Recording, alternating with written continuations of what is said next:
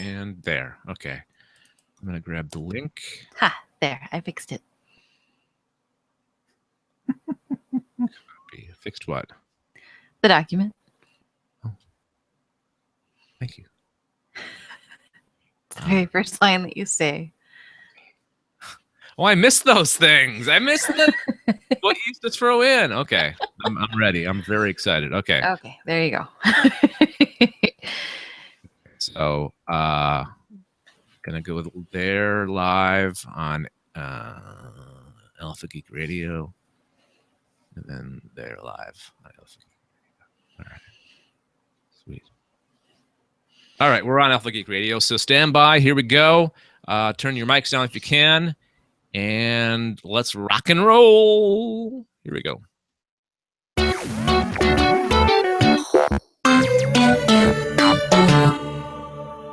You are listening to Alpha Geek Radio. The following is a production of Galactic Netcasts. We interrupt this program to give you a bulletin just received from one of our naval units at sea. A large object traveling at supersonic speed is headed over the North Atlantic toward the east coast of the United States. This earth of yours will be reduced to a burned-out cinder. This could be the beginning of the end of the human race. Human beings cower before the onslaught of these unearthly enemies. I don't want to forget. I'm like, I'll just type it. Sorry. I thought we were still muted. Hello, party people. Hey, it's Thursday, and it's time for another edition of The Alien Invasion, a production of Galactic Netcasts. You know, I totally screwed up your awesome intro that you had written in the document, Inessa. I'm sorry. Thanks, Dave. Okay, what we're going to do is we are going to back up, and we're going to start all over again.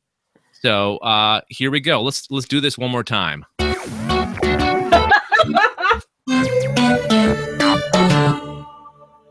You are listening to Alpha Geek Radio. The following is a production of Galactic Netcasts. We interrupt this program to give you a bulletin just received from one of our naval units at sea.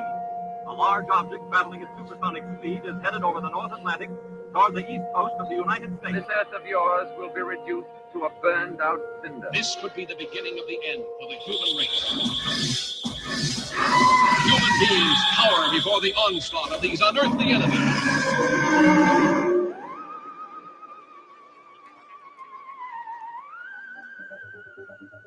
It's Thursday, January 14th, 2016. We're 5 years old. Yay! Woo! And welcome to the Alien Invasion number 170, a production of Galactic Netcasts. I'm Dave, Podcast for Life Nelson, and joining me as always is Brad, Party Like It's Your Birthday Ludwig, and Inessa, Where's the Cake Moyens? Throwback! Oh, yeah. Like the old days, the good old days.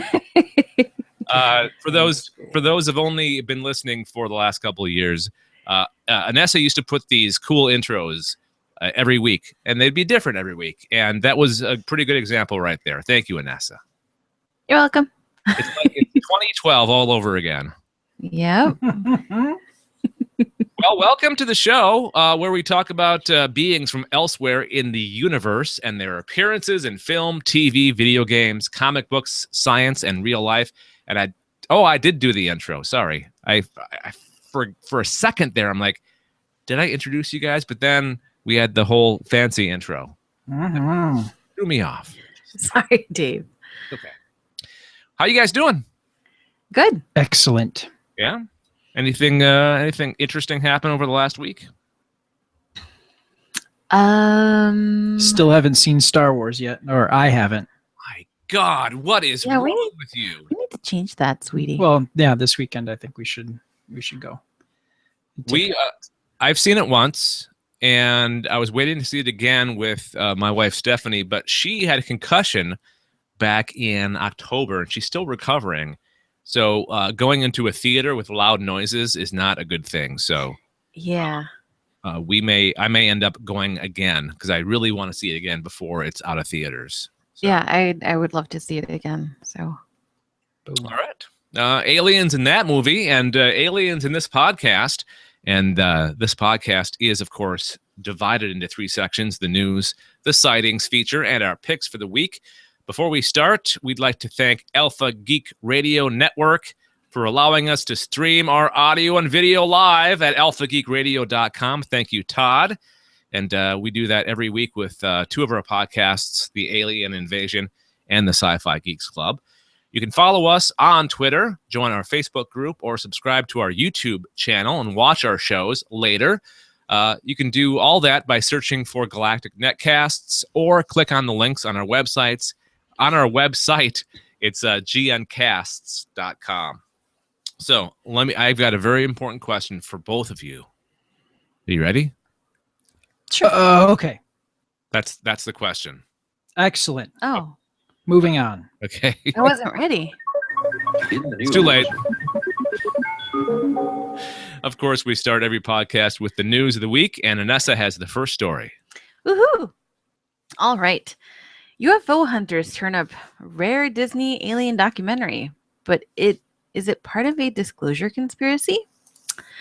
UFO Hunters Nexus, subreddit UFOs, have turned up a Disney documentary about UFOs and aliens that was originally used to promote the extraterrestrial alien encounter. Terror being all caps and extraterrestrial. Anyway, so to promote the extraterrestrial alien encounter experience that anchored Disney World's Tomorrowland from 1994 to 2003.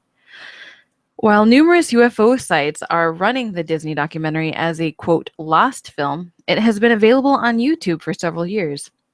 Nevertheless, the Lost Disney UFO documentary is a fascinating glimpse into both mainstream reportage of alien visitation and modern UFO conspiracy mindset, which views the documentary as existing in a continuum of disclosure material designed to prime humans for the eventual reveal of extraterrestrial contact.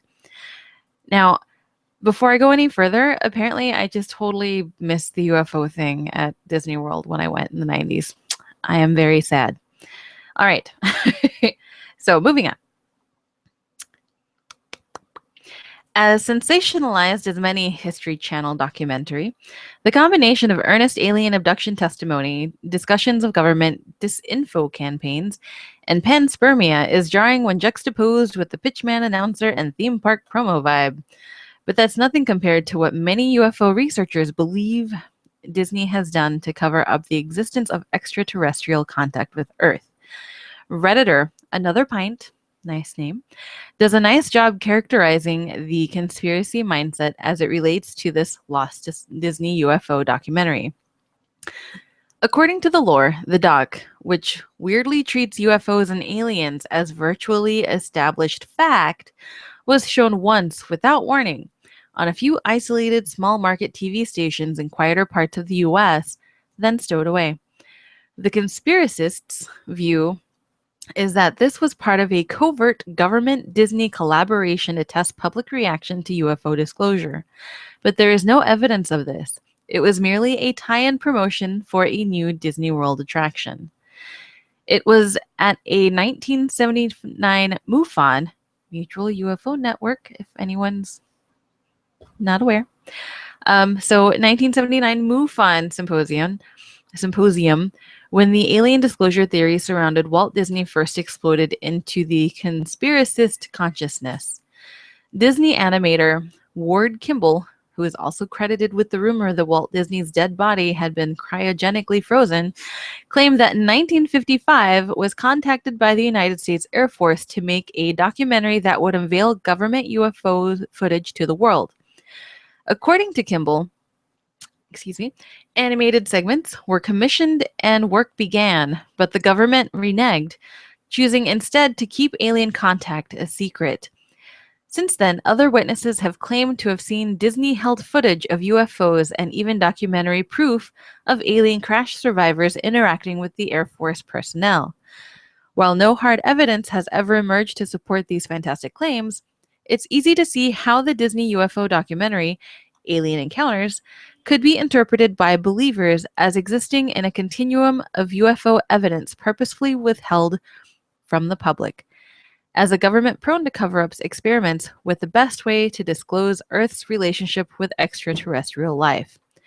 But even for non-believers, the lost Disney UFO documentary, Alien Encounters, From New Tomorrowland, is an engrossing peek into the ephemera scattered throughout the history of our world's most powerful movie studio. This is a really neat story, Anessa. Yeah, I saw that, and like I said, I'd come across a couple of stories and was kind of torn as to what to talk about last week. So figured I'd save this one for today, but I thought it was really interesting.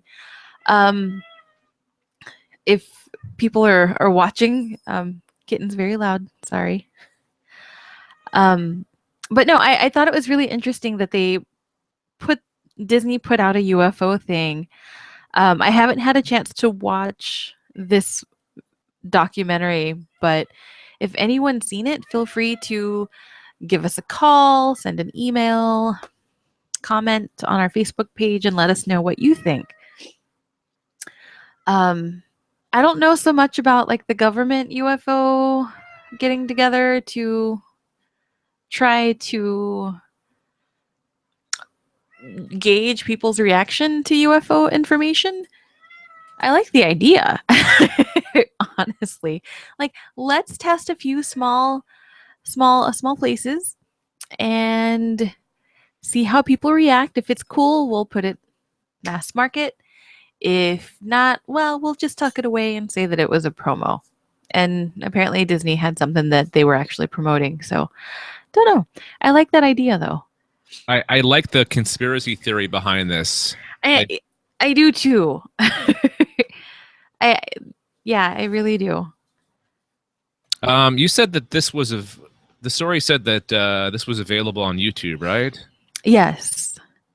I think I'm going to watch this and use it for my pick one of these weeks.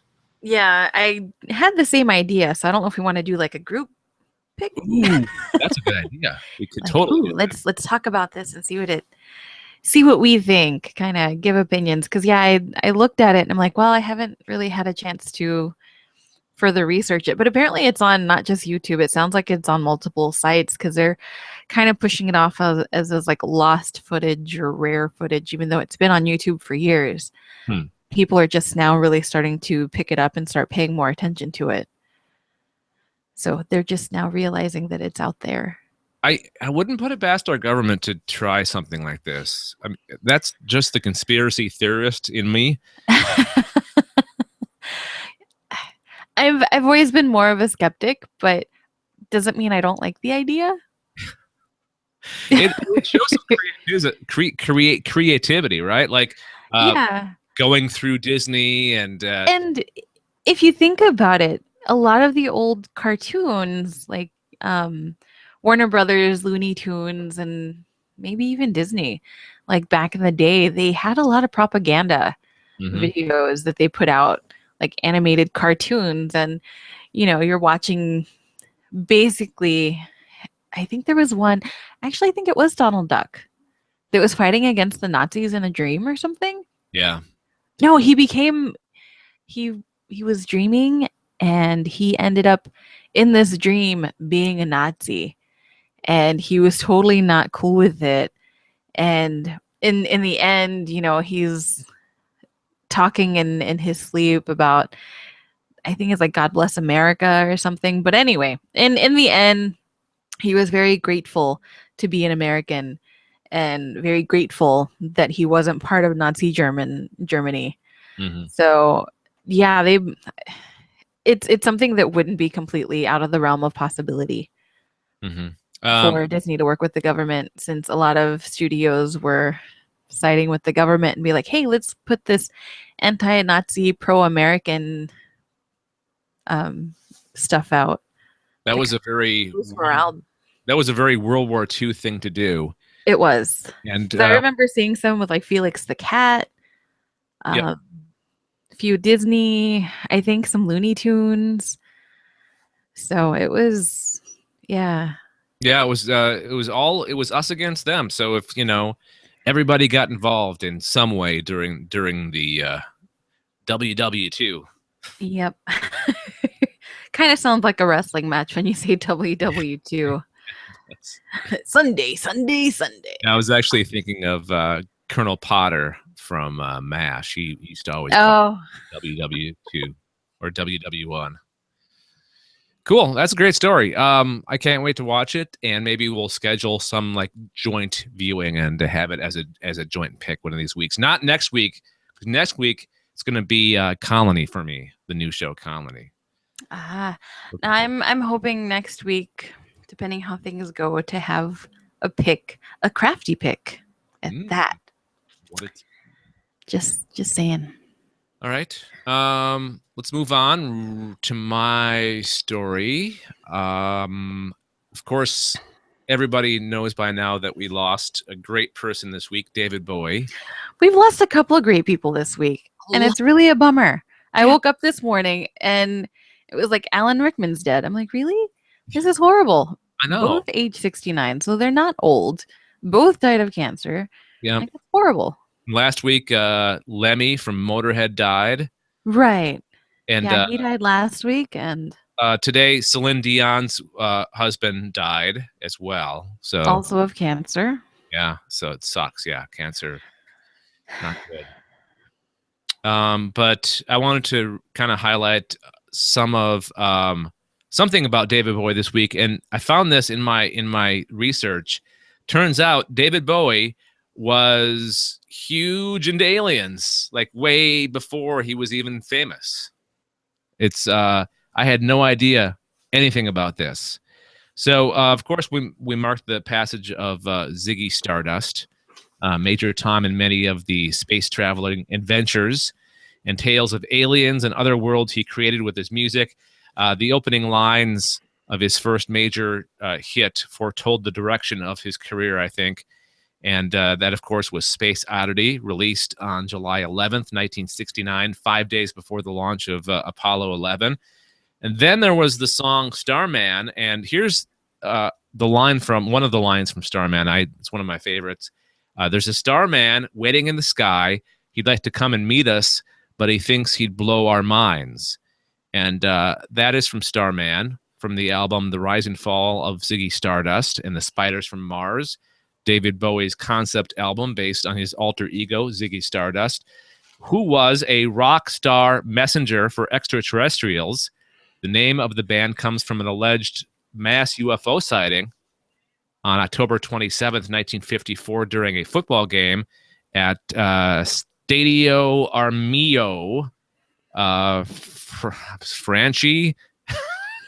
I know I'm totally not pronouncing that right. It's a football stadium in Italy. Play was halted when a group of cigar-shaped UFOs traveling at high speed reportedly stopped suddenly over the stadium, filled with 10,000 people. One player described glitter falling from the sky, a glitter that some compared to spider webs falling from spaceships from Mars. So that's where Bowie got the name of that part of the title of that album, which I had no idea. So I'm kind of just going through all the little aspects of David Bowie and his ties to extraterrestrials. Space Oddity, not so much. He's in space, but it's not really alien related. Definitely Starman is alien related. And as a teen in South London, David Bowie helped edit a UFO newsletter and believed in extraterrestrial life. In February 1975, in the issue of Cream magazine that month, he talked about how he had multiple nightly UFO sightings for about a year. He additionally went on to record discussing other sightings over the years with other people. And then in her book about life with her husband at the time, Backstage Passes, Life on the Wild Side with David Bowie, Angela Bowie claims they were driving in 1974 on a concert tour near Detroit and witnessed a UFO that was later reported to have crashed in the area with 4 aliens on board, possibly after engaging with U.S. Air Force jets. There have been rumors of such a crash around that time, including bodies being taken to a base and a TV crew being fired for reporting it. So I definitely want to look into that case for a future episode of this podcast. But how cool is this that David Bowie was this much into UFOs and extraterrestrials? Makes sense. Yeah. And then he did that movie, The Man Who Fell from Space. He was The Man Who Fell to Earth. Yeah, sorry, The Man Who fell to Earth. Yeah, fell to Earth. Okay, fell to Earth, and he plays an alien in that movie. So, yeah, he was all about the aliens, and the world's gonna miss. The world is lost a piece of itself this week with David Bowie passing away.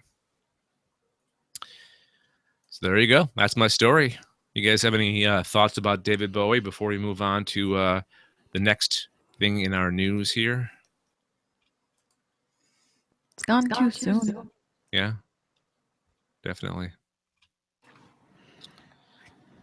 All right. How about this? How about something more fun, more entertaining? 2 alien-related media coming in the next couple of weeks. The Colony I mentioned real quick. That's going to be my pick next week. It's making its debut tonight, actually, January 14th on USA Network in the States and Bravo in Canada. And The Fifth Wave coming to theaters in Canada this Friday and in the U.S. on January 22nd. You guys familiar with The Fifth Wave? I know you've talked about it before. It was you had it as a pick. Mm-hmm. It's a young adult novel. It's the first in a series of novels about an alien invasion. It's really good. And the scenes I've seen from it, the trailers I've seen of it, it looks very, very close to how the book went. So I'm looking forward to seeing that. So Very nice. Put those 2 things on your calendar, and the X-Files also coming very, very soon. Yes. And I believe that we have added a show about the X-Files, haven't we, Dave? Yeah, good tie-in. Thank you for reminding me to mention that. Yeah, Exploring the X-Files with Sean Burns. Yeah, Sean Burns. He is from Wolf King Studios.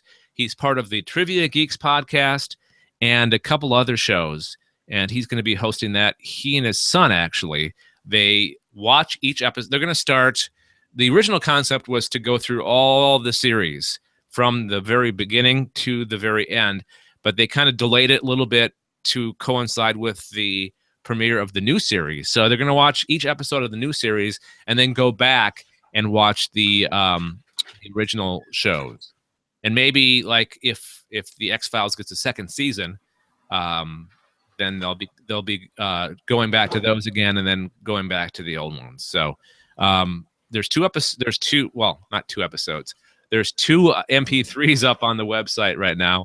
The first one is kind of an introduction to exploring the X-Files, and the second one is Sean and his son talking about the first minute of footage they released this week of the X-Files. Did you guys happen to see that? The 1 minute footage? Yes. It was of David Duchovny talking? Yes. Okay, then yes. Basically explaining what has happened so far. Who he is, what he's up to, why he's interested in the UFO and paranormal phenomenon. Scully's mentioned, and a bunch of other stuff. So if you get a chance, check that out. It's the first minute of the first episode of The X-Files. All right. So put all that stuff in your calendar, okay? Let's move on to the news. And Brad, what do you got? This is kind of an interesting story. Alien life may be hiding in these brilliant star clusters.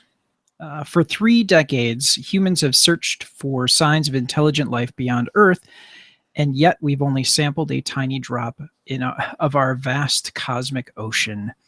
If we're ever to find a radio hot spacefaring civilization, we need to know where to point our telescopes. But the answer may be simpler than we thought. They're called globular clusters, an evocative term for ancient gravitationally bound regions of space that can pack a whopping 1,000,000 stars per 100 cubic light years.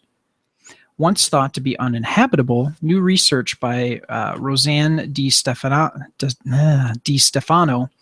of the Smithsonian Astrophysical Observatory and Alec Ray of the Tata Institute in Mumbai suggests that globular clusters may in fact be an ideal place for advanced civilizations to flourish. Di Stefano presented her fascinating idea at the 227th meeting of the American Astronomical Society. There are 150 odd globular clusters in our galaxy, most of them located in the galactic halo beyond the Milky Way's bright center. Globular clusters are very old, and they have formed at a time when heavy element content in the universe was smaller than it is today. Di Stefano told this story is from Gizmodo. The planets are rich in these heavier elements, and it wasn't clear if you'd expect to find planets in these low metallicity environments. I'm gonna go with that. Not only do some astronomers doubt whether globular clusters have the right ingredients to support life, others say the cosmic environment is far too dangerous. When stars are packed tightly, they're more likely to perturb one another gravitationally. If a wandering star happened to whiz by a planetary system, small rocky worlds would literally be kicked into the frozen void of interstellar space. But according to Di Stefano, both of these concerns are overblown. She points out that rocky exoplanets have already been found around stars with only 1/10 of the metal content of our sun. We now know that Jupiter-like gas giants are metal dependent, she said. But today, as a result of Kepler, we also know that small planets orbiting in the habitable zone of low-mass stars aren't. What's more, the ancient red dwarf stars that populate globular clusters could offer planetary protection. Because red dwarfs are dimmer than our sun, habitable planets have to hug close to stay warm. According to Di Stefano's new models, many habitable zone planets and globular clusters are probably shielded from stellar interlopers due to their tight orbits. I love the wording of this article. What was the last thing that you said? Interlopers? Yes. What was the exact wording of that? Where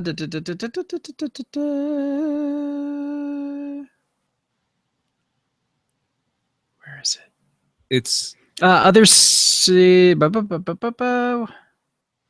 Okay. If a wandering star happened to whiz past a planetary system, small rocky worlds could literally be kicked into the frozen void of interstellar space. Shoot! No, that wasn't it. It was at the very end. Sorry, I threw you off, Brad. I didn't mean to. I just thought that was kind of some nice wording. Oh, there we go.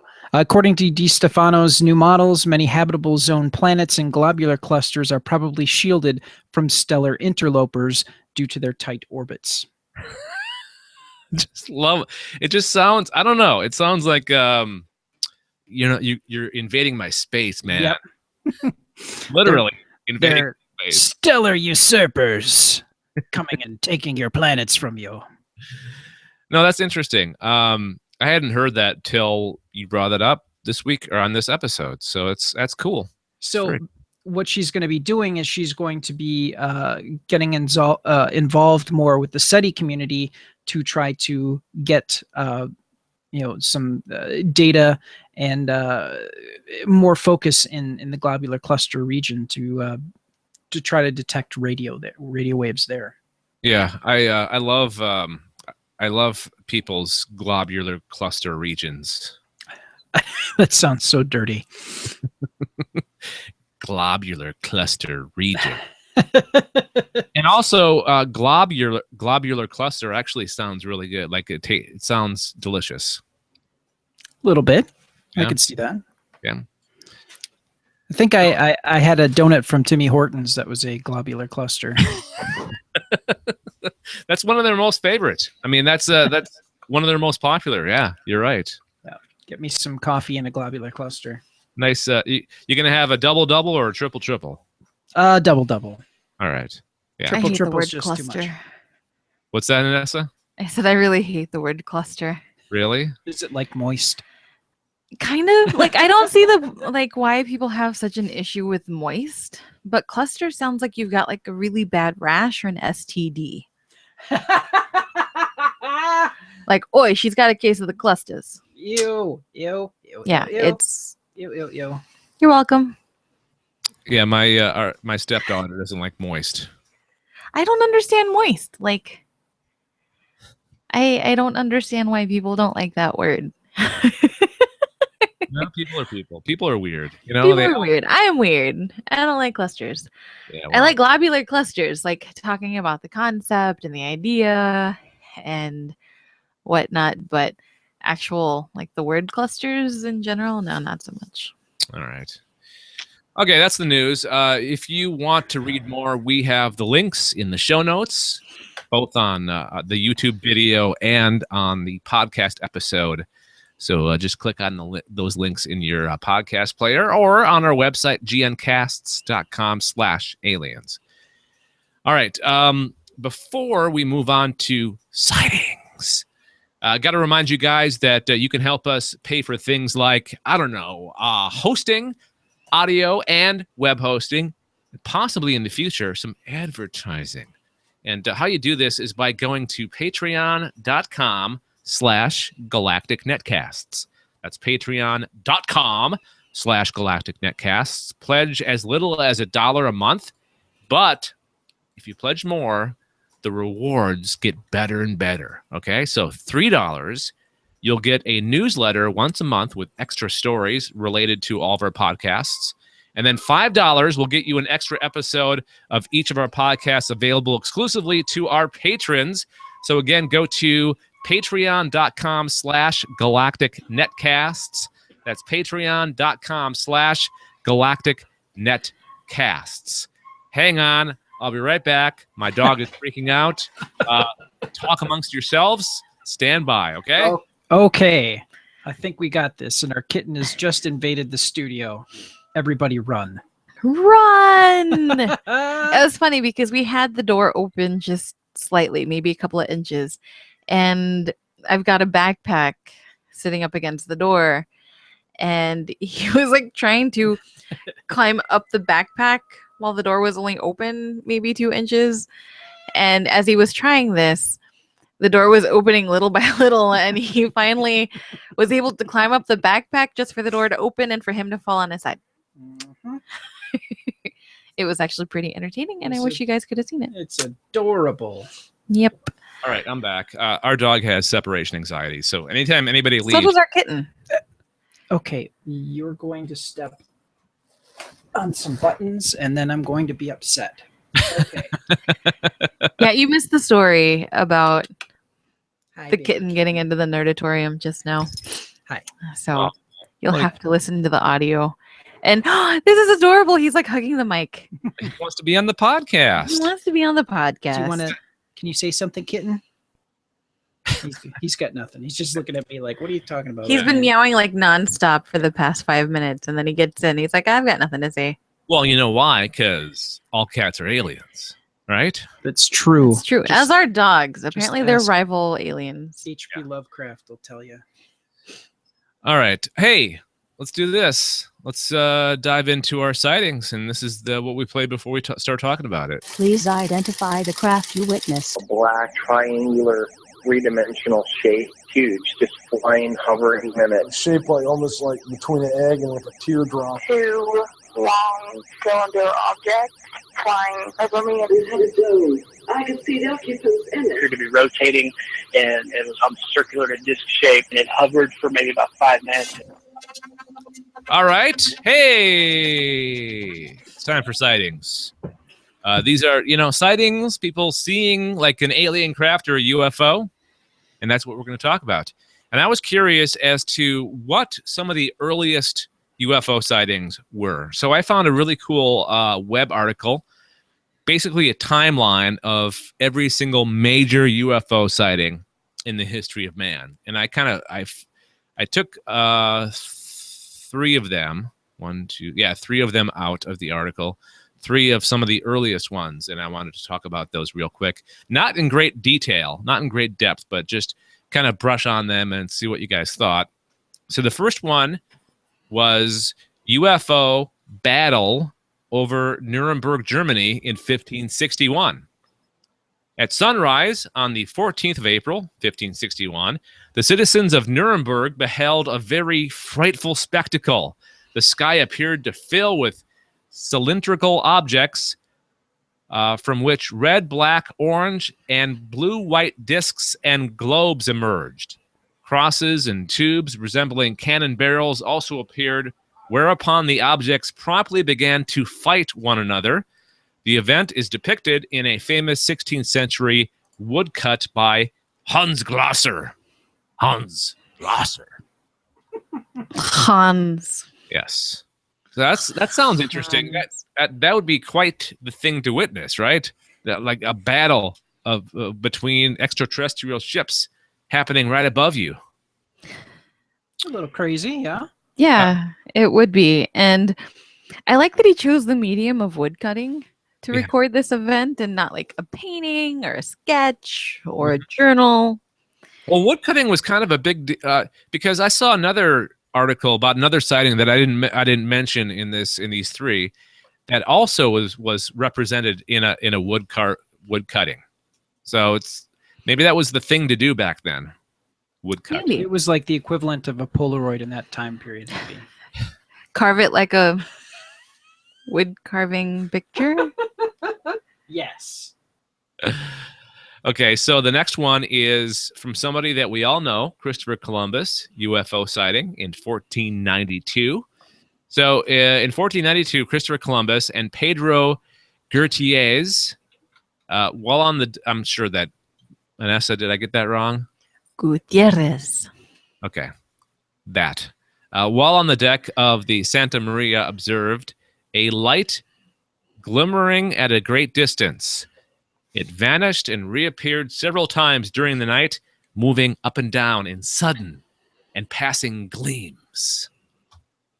We were talking about how things are worded in Brad's article, and that's kind of worded nicely. In sudden and passing gleams. Almost like poetry. Almost like poetry. Yeah. So that's 1492. The final one is from 1783. Luminous UFO seen from Windsor Castle. Windsor Castle in the UK. An illustration depicts a sighting that occurred at 9:45 p.m. on the evening of August 18th, 1783, when 4 witnesses on the terrace of Windsor Castle observed a luminous object in the skies of the home counties of England, an oblong cloud moving more or less parallel to the horizon. Under this cloud could be seen a luminous object from which soon became spherical, brilliantly lit. Thank you very much. Brilliant. So there you go. Couple of these are very like in historical places, right? Like on the deck of the Santa Maria, they saw a UFO, and then at Windsor Castle, another very famous place. So even back in the day, people were seeing unidentified flying objects that could be maybe alien spacecraft. Yeah, thinking about it back in the day, their options to these flying objects are birds, bats, clouds. I don't know what else. Like goats. Flying goats. Flying goats. I guess various weather phenomena, but you couldn't be like, oh, it's a plane. It's no big deal. Or it's a satellite. And no big deal. Yeah. You know, it's not like some sort of government thing. It was, you were kind of limited as to your options as to what it could be. So I think a lot of these unidentified flying objects remained unidentified back in the day. A couple of these are very detailed, like an oblong cloud moving more or less parallel to the horizon. And then the first one that I talked about over Nuremberg, Germany. I mean, there was a lot of witnesses. There's what'd they say? How many people? Oh, hundreds. No, it just said the citizens of Nuremberg. So who knows? Probably a lot. More than one. Yeah, more than one. So there you have it. Those are our sightings. If you have any feedback on our sightings, aliens@gncasts.com, or call our voicemail number 805-328-3966. All right, so let's move on to our picks. These are stuff that we have listened to, read, watched, played with, anything related to aliens, or we've expanded it out a little bit to be less about aliens and more about sci-fi-ish stuff. And Anessa, what do you got this week? I have a short film called Atropa, and the description in Vimeo says, an off-world detective investigates the missing research vessel Atropa. And they got their inspiration from like 1970s and 80s sci-fi movies, especially like Alien and Blade Runner. But it's you start off with, I forget his name, but there's a guy who's just kind of hanging out playing chess with this ship because he's the only one on board, and he takes a break and he's kind of flipping through, so you kind of see who he's on the lookout for. It's basically the crew of Atropa, and then suddenly he discovers this ship and he goes aboard, and there's like no signs of life initially, and it's actually kind of it's really interesting the way they piece it together and leaves you wanting to learn more to find out exactly what happened. I'm not going to say much more than that because it's only a 10-minute flick. And if I tell you everything, you're probably not going to watch it. So I recommend it. I really enjoyed it. I think the graphics were very well done. The lines weren't incredibly cheesy, and the acting was actually pretty good. I know that we've seen some movies and short films with just horrible lines and horrible acting, but this was actually, I really enjoyed it. So found it on Vimeo. They got some good stuff on Vimeo. They really do. Yeah. And it started to, I didn't realize it was on autoplay, and it started to play another sci-fi short flick called Henry. And then I had to come do the podcast. I'm like, oh, I'll have to watch this one later because we got maybe like 5 minutes into it, and it's a 20-minute long flick, so short film. So I'm gonna have to watch that one later. All right, there you go, Atropa. We'll put the link to that in the show notes, and you can enjoy it for yourself as well. So we did the story about David Bowie earlier, and that got me thinking, you know, I've never listened to the whole album, The Rise and Fall of Ziggy Stardust and the Spiders from Mars, ever. I've heard the hits from it, but I've never listened to the whole thing, and that's my pick this week. And if you don't have it and you don't have the cash to download it, and you're not sure if you want to spend money on it, I suggest that you go to YouTube and type in Ziggy Stardust and the Spiders from Mars, because you will find full-length albums. You guys ever do that? Listen to full-length albums on YouTube? I've done that a couple of times. Every once in a while, yeah. Yeah. It's kind of cool. Sometimes they'll upload it like a recording from a record. It's neat. So the album presents the story of a rock and roll character called Ziggy Stardust, a human manifestation of an alien being who is attempting to present humanity with a message of hope in the last 5 years of its existence. There's not much I can really say about it, except for it's all very much in the style of the hits off the record, which I'm trying to remember what the hits are. Isn't the title Ziggy Stardust is one of the hits off the album, right? Mm-hmm. I'm trying to think. So it's the rest of the album very much sounds like that, and it's very much a concept album. That kind so you got Starman. Yeah, Starman. That's it. It ain't easy. Yeah. Yep. And Suffragette City is not really. It's more of a. I always thought that Suffragette City was like a newer song, but it's not. It's got that newer feel to it. But the rest of it very much sounds like Starman. in the style. So if you like albums that tell a story, and you like alien stories, then I'm sure that you'll like this. We'll put the link to the Amazon where you can buy it if you want, and you'll help us out by every time that you make a purchase through our recommendations that are posted with our podcasts from the Amazon links. We get a very small percentage. So if you're interested in that album, go ahead and buy it, and you'll help us out at the same time. But go ahead also listen to it for free on YouTube. You'll find many full-length album versions of The Rise and Fall of Ziggy Stardust and the Spiders from Mars. That's an interesting story where they got the Spiders from Mars thing from. I had no idea that that's where it came from, that mass UFO sighting. Yeah, I had no idea either. Yeah. That was really surprising that there's a backstory and not just some creative idea behind it. Yeah. Yeah, it's really cool. It's neat to discover something that a lot of people have known for a long time, and then you're, oh wow, that's cool. So okay, that's my pick. We only have one person left to go, and that's Bradley. Brad. No, I'm You're kidding. I was totally ready. Okay.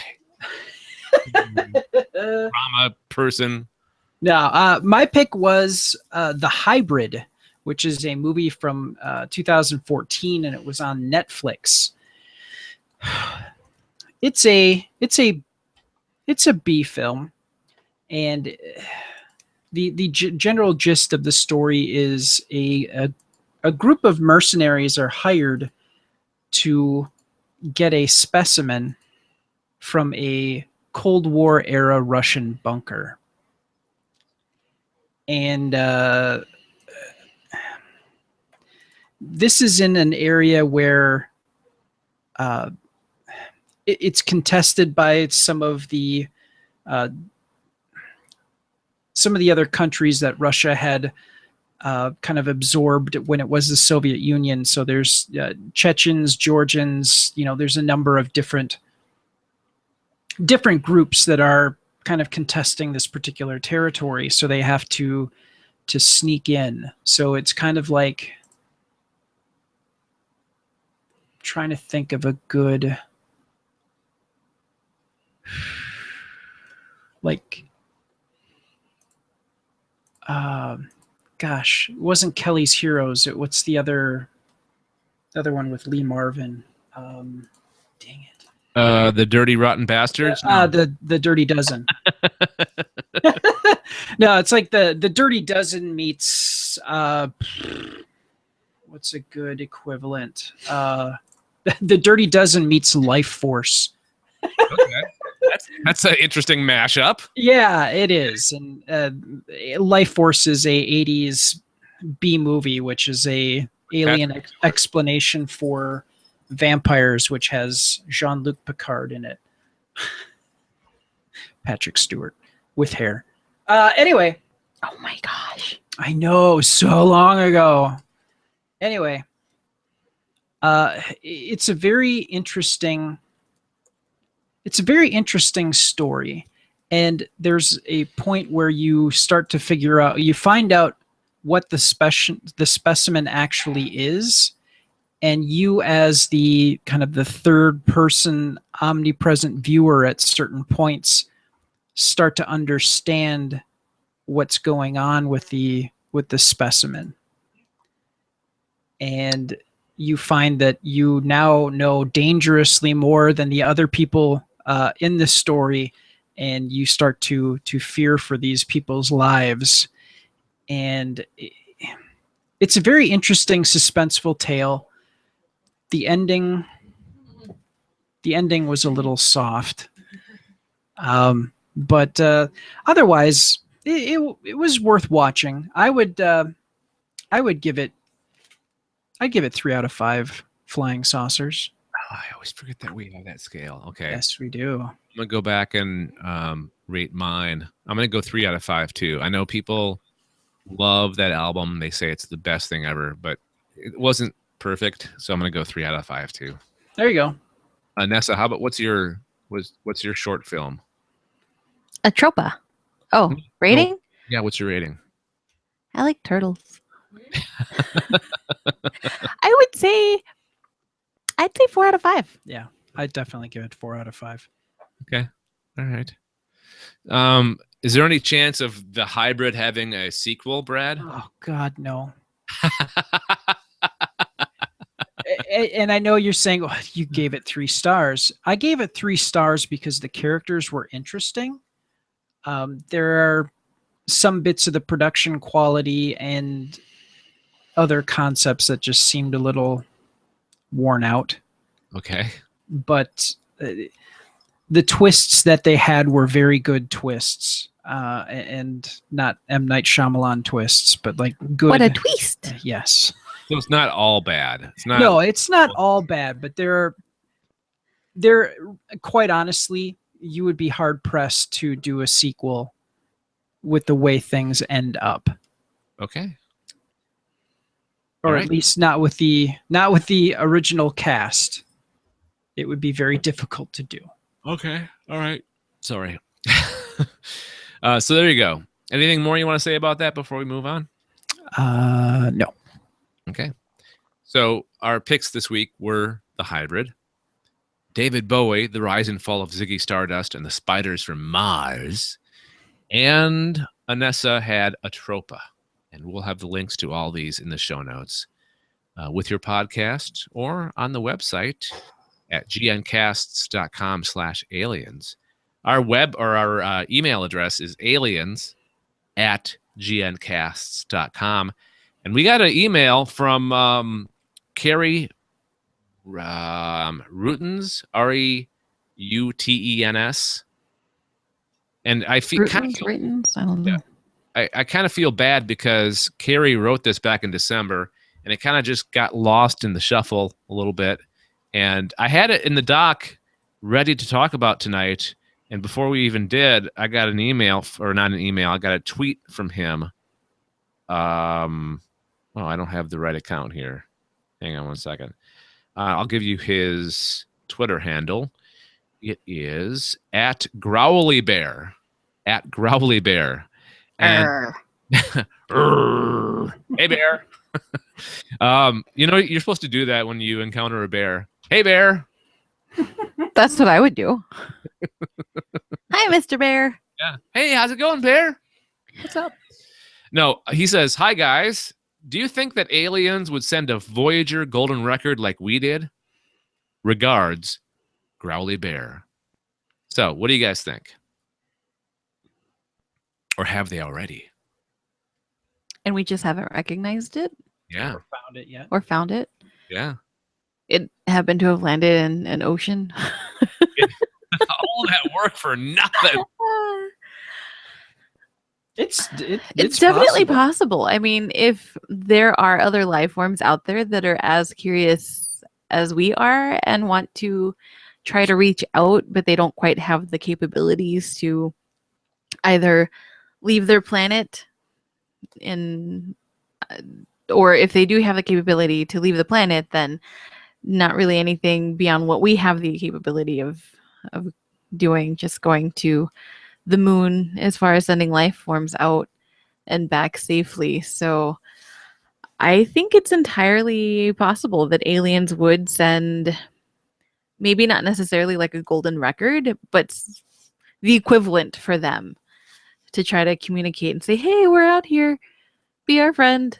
A golden 8-track tape. So what do you think, Brad? Same opinion? Yeah, I definitely have the same opinion. I think that it's definitely possible, and